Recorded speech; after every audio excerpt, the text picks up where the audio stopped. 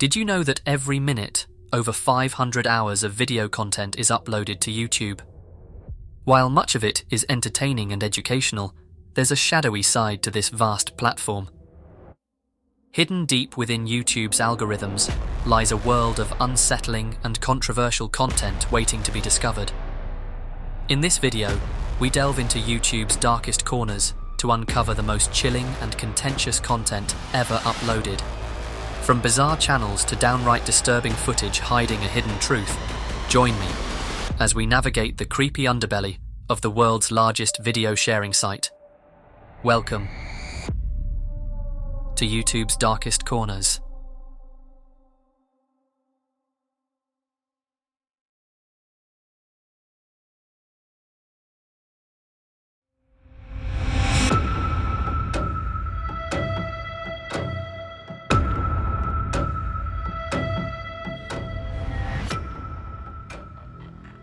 YouTube is filled with countless family videos, capturing birthdays, holidays, and everyday moments that families want to share with the world.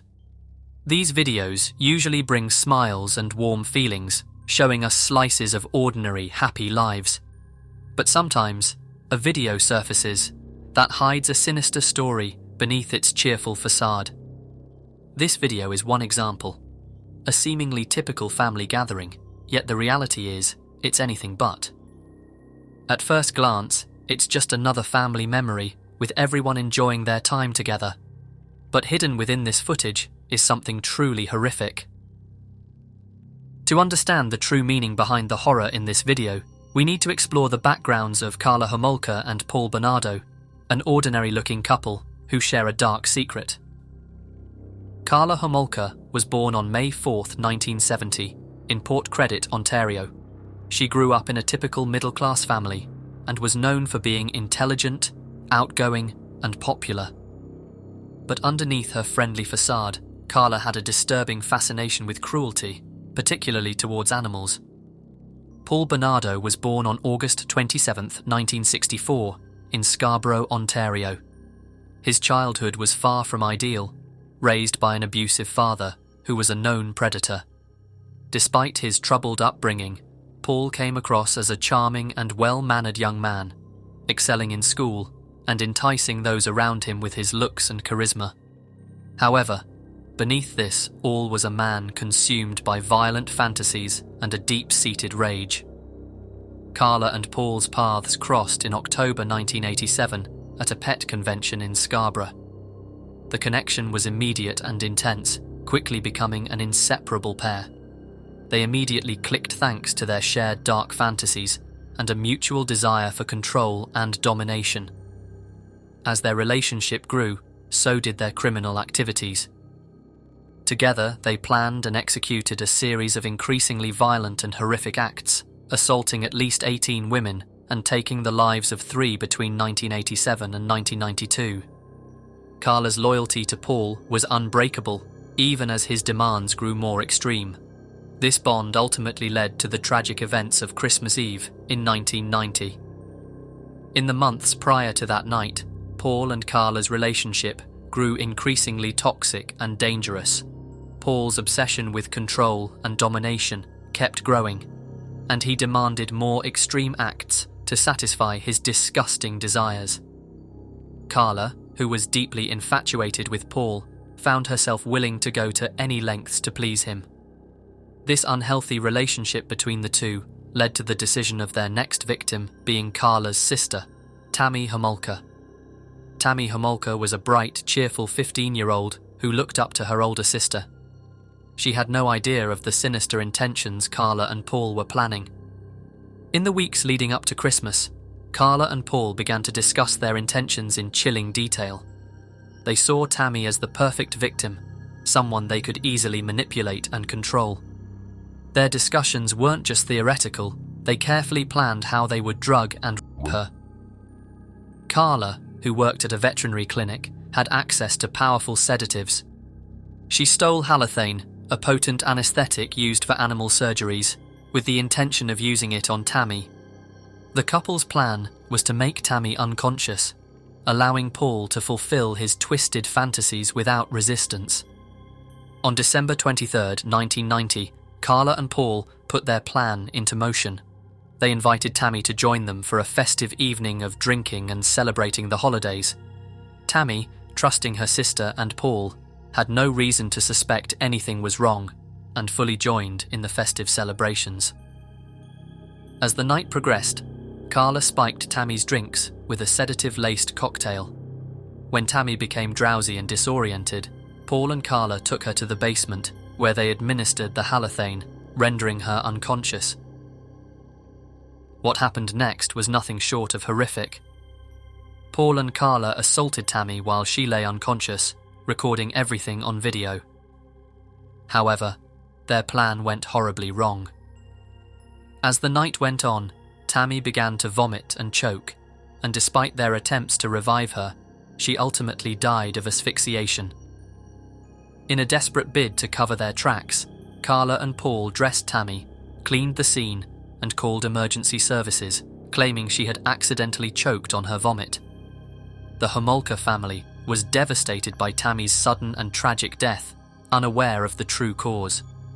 In the days following Tammy Homolka's death, the Homolka family was overwhelmed with grief. They had lost a beloved daughter and sister under tragic circumstances. Carla and Paul's ability to put on a show of shock and sorrow was convincing enough to divert any immediate suspicions from themselves. To the outside world, Tammy's death was a heartbreaking accident. The authorities initially accepted the story that Tammy had choked on her vomit after a night of drinking, closing the case without further investigation. Tammy was laid to rest, and the family tried to move on from the tragedy, unaware of the sinister truth. However, the pair didn't stop there. Paul and Carla's criminal activities continued, and their behavior grew increasingly erratic. Their insatiable desire for control and dominance led them to commit more awful acts, which ultimately caught the attention of law enforcement. The investigation into Tammy's death was reopened, and this time authorities inspected every detail. Forensic experts re-examined the evidence, and discrepancies in the initial cause of death became apparent. The video recordings of Tammy's assault, which Paul and Carla had arrogantly kept, were discovered during a search of their home. These tapes provided irrefutable proof of their involvement in Tammy's death and other crimes. 3 weeks after Tammy's death, Carla and Paul had also filmed a video titled "The Fireside Chat" inside the Homolka home. This video, which later surfaced as court evidence, began in the basement recreation room before moving to Tammy's bedroom. During the recording, Carla shockingly admitted to Paul that she enjoyed Tammy's rape. And in a disturbing twist, Carla dressed in Tammy's clothes and acted like her sister while they had sex on Tammy's bed. Faced with overwhelming evidence, Carla struck a deal with prosecutors in exchange for a reduced sentence. She testified against Paul, painting herself as a victim of his manipulation and control. This deal with the devil, as it came to be known, sparked outrage and controversy, but guaranteed Paul's conviction. This is where we return to the innocent-looking home video of Tammy taken on the night she was attacked, which is available to see on YouTube. Tammy is seen in the first few seconds of the clip, enjoying a drink and enjoying Paul and Carla's company, completely unaware of the plan her sister and Paul had in store for her. Television, and we have Carla drinking, and Lori, which is... Everyone seems to be enjoying themselves, celebrating the Christmas festivities and having a good time. Little did anyone know what Carla and Paul had planned for Tammy later that night. Knowing the truth of the events that would unfold makes this video incredibly difficult to watch. The story of Paul Bernardo and Carla Homolka really shows how darkness can hide behind seemingly ordinary moments. Their ability to portray themselves as innocent and considerate allowed them to commit such horrific acts for so long, even deceiving those closest to them, showing that true evil can often wear a friendly face. Paul Bernardo was sentenced to life imprisonment, without any possibility of parole, for his sick and twisted crimes committed to innocent young women. Carla Homolka, on the other hand, served only 12 years in prison, before being released. Following her release from prison in 2005, she moved to Quebec, where she did in fact get married once again. She reportedly now lives with her husband and 3 children, under the name Leanne Teal, a surname Bernardo had taken from the serial killer in the 1988 film Criminal Law, now adopted by Leanne.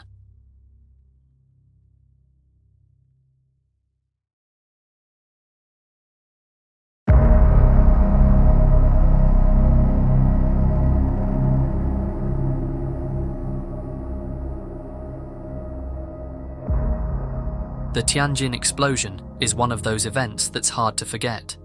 It happened on August 12, 2015, and shook not just the city of Tianjin, but the entire world. Imagine this: a quiet night suddenly interrupted by a massive explosion, so powerful that it was seen from space. That night, a series of explosions occurred at a chemical warehouse in the port area of Tianjin, China. The first explosion hit at around 11:30 p.m. Just 30 seconds later, a second, much larger explosion followed. This second blast was the equivalent of 21 tons of TNT, creating a fireball that lit up the night sky and caused shockwaves that were felt miles away. The destruction was immense. Buildings were flattened, cars were tossed around like toys, and windows shattered in every direction. Witnesses described the scene as something out of a disaster movie, with flames reaching hundreds of meters into the sky and debris raining down like fiery hail. So what caused this catastrophe? Dry nitrocellulose. The container overheated, causing a spontaneous ignition. This fire reached another hazardous substance stored in the warehouse, ammonium nitrate fertilizer, which caused the initial explosion. Following this, with so many more dangerous chemicals and substances around, another explosion would soon follow. Investigations revealed that the facility was storing dangerous chemicals far beyond the permitted quantities, and many of these substances were housed in close proximity to each other, creating a ticking time bomb. The chemicals were kept far too close to each other and to residential areas, which turned the warehouse into a disaster waiting to happen. The aftermath was chaotic and tragic. Firefighters and emergency responders rushed to the scene to battle the flames and save lives, but many of them became victims themselves due to additional explosions. In total, 173 people lost their lives, including 104 brave firefighters. It was one of the deadliest days for emergency responders in recent history. The stories of the firefighters who ran towards the danger, knowing the risks, are a testament to their bravery and dedication. These men and women were hailed as heroes, and their sacrifice is remembered to this day. But the human cost didn't stop there. More than 800 people were injured, and thousands were displaced from their homes. The environmental impact was severe as well, with toxic chemicals contaminating the air, water, and soil.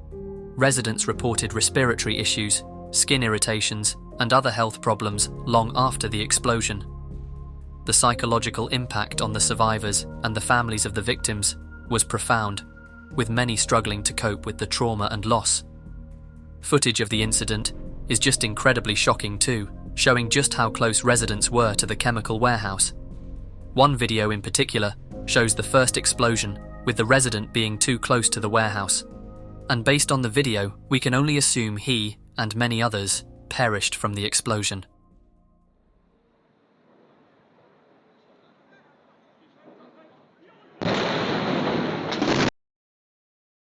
The way the video cuts off leaves one speechless, to be honest. In one moment, he and hundreds of other people lost their homes, families, and lives. The immediate silence is haunting, to say the least. In response to this disaster, the Chinese government launched a massive cleanup and investigation. Several company executives and government officials were arrested for negligence and corruption. The cleanup operation was extensive, involving thousands of workers and taking months to complete. Continuous monitoring of soil and water was necessary to ensure that the levels of toxic substances were brought down to safe levels. The government also implemented stricter regulations and safety protocols to prevent such disasters in the future. The Tianjin explosion became a catalyst for change, prompting a nationwide reassessment of industrial safety standards. All in all, the Tianjin explosion is a horrifying event which has left a lasting legacy on the survivors. It must be difficult to attempt to return to a normal life once again, with their homes, friends and family members having been taken away from them. Their homes are now one big graveyard, reminding them of what once was before such an awful tragedy struck.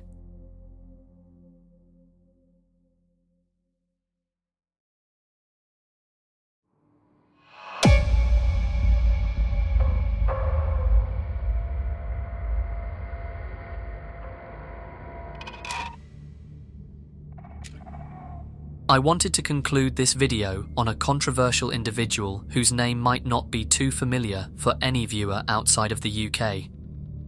Top of the Pops was one of the most iconic music shows in British television history.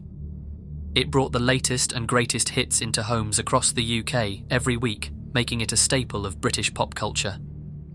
At the centre of this show was Jimmy Savile, an over-the-top and charismatic host known for his eccentric style and larger-than-life personality. For many viewers, Savile was synonymous with the show, a trusted figure who brought joy and entertainment to millions. But beneath the surface, there was a darker side to this celebrated TV star that would eventually come to light. Jimmy Savile was more than just a TV host, he was a cultural icon. Rising to fame in the 1960s, Savile's career covered radio, television and charity work. He was known for his unique look, complete with flashy tracksuits and oversized jewelry, and his catchphrases that many fans loved. Savile's rise to fame began with his work as a DJ in the dance halls of post-war Britain, where his larger-than-life personality and love for music made him a standout figure. By the 1960s, he had transitioned to radio, becoming a beloved voice on the airwaves. His unique style and ability to connect with listeners made him a household name. When he joined Top of the Pops, he brought that same energy and charisma to the television screen, quickly becoming one of the show's most popular hosts. In addition to his media work, Savile was heavily involved in charity, often seen running marathons or organising events to raise funds for hospitals and children's homes. His efforts earned him numerous awards and even a knightship from the late Queen Elizabeth II, further cementing his status as a national treasure. But while the public saw a man dedicated to good causes, those who worked closely with him began to notice troubling behaviour. Stories of inappropriate comments and actions started to circulate, but in an era where celebrities were often given a blind eye, these warnings were simply dismissed. His access to vulnerable individuals through his charity work and media presence provided opportunities for exploitation that went unnoticed or ignored. Despite growing unease among some colleagues, Savile's star continued to rise. His predatory behaviour was protected by his fame, and the fear from organisations to challenge a figure so publicly loved for his good deeds. On a seemingly typical evening in 1976, Top of the Pops was filming at the BBC's West London TV Centre. The studio was alive with excitement as fans gathered to see their favourite artists perform. As Jimmy concluded the evening's performance, he was surrounded by many young women, one of whom was Sylvia Edwards. Without warning, his hands began to wander inappropriately, a moment captured on live television. Sylvia's reaction was immediate and shocking. She jumped and shrieked in shock. But what makes it worse is that he just kept going. His behaviour wasn't subtle or accidental. It was almost an act of dominance performed right in front of an oblivious audience. As his hand roamed, the young woman can be seen reacting, her shock and discomfort evident to anyone who was paying attention. But in the chaos of the live show, her distress went unnoticed or ignored by those who should have intervened. The incident, though brief, left a lasting impact on the victim. She later recounted how she felt a mix of shame and helplessness, saying, "He just laughed and carried on mauling me while talking to the camera. I felt so embarrassed and ashamed, because it was on live TV and all my friends and family were watching. The response to the young woman's complaint was a window into a much larger problem. When she reported what had happened, she expected someone to take it seriously. Instead, she was told to get lost, and that Savile was just messing about. This dismissive reaction wasn't just one incident. Within the BBC, there were attempts to keep everything quiet, and the victims silenced. Savile wasn't just a popular host, he was a valuable asset who brought in viewers and revenue. Admitting to his behaviour would have risked scandal and financial loss, something the BBC was desperate to avoid. This attitude created an environment where predators could thrive, knowing their actions would likely be ignored or covered up. Employees were often discouraged from speaking out, and those who did were dismissed or silenced. This silence wasn't just within the BBC, but extended to other areas of Savile's influence. He had connections in the media, entertainment, and even law enforcement, which meant that complaints rarely went anywhere. The power and influence he held created significant obstacles for anyone trying to expose his behaviour. It wasn't until in late 2012, a year after Savile's death, that victims began to speak out about his abuse. Operation U-Tree, the Metropolitan Police's criminal investigation, claimed that throughout his time at the BBC, Savile is thought to have abused as many as 1,000 people, the youngest of which was just 5 years old. His crimes varied from sexual comments to assaulting children he met in hospital wards, even supposedly engaging in necrophilia. A 2014 inquiry into 28 NHS trusts revealed that 9 patients and 19 members of staff had reported his abuse over the years, but nothing ever came of them. A 2014 BBC inquiry into the abuse, conducted by Dame Janet Smith, revealed that people within the BBC had heard about his behaviour, but did nothing. Peter Saunders, Chief Executive of the National Association for People Abused in Childhood, stated, "The other thing I have found extraordinary, and very sad, is the number of people I have spoken to connected to the BBC, and that is a lot of people who said, 'Oh, yes, we all knew about him.'" Looking back at the video now is just heartbreaking. Jimmy Savile attacks a young, innocent woman on live television, and no one dared to stop him. He knew his status and authority would protect him, even if his disgusting actions were performed right in front of everyone. And this video is just one example of him acting inappropriately in front of children, yet nothing was ever done. Seeing this moment shows how such behaviour was ignored and even covered up for so long. It's clear to see the abuse that was once swept under the rug. No one should ever feel powerless to speak up, and every complaint should be taken seriously and not dismissed to protect the reputation of powerful individuals. It creates a breeding ground for predators like Savile at the expense of innocent and powerless people.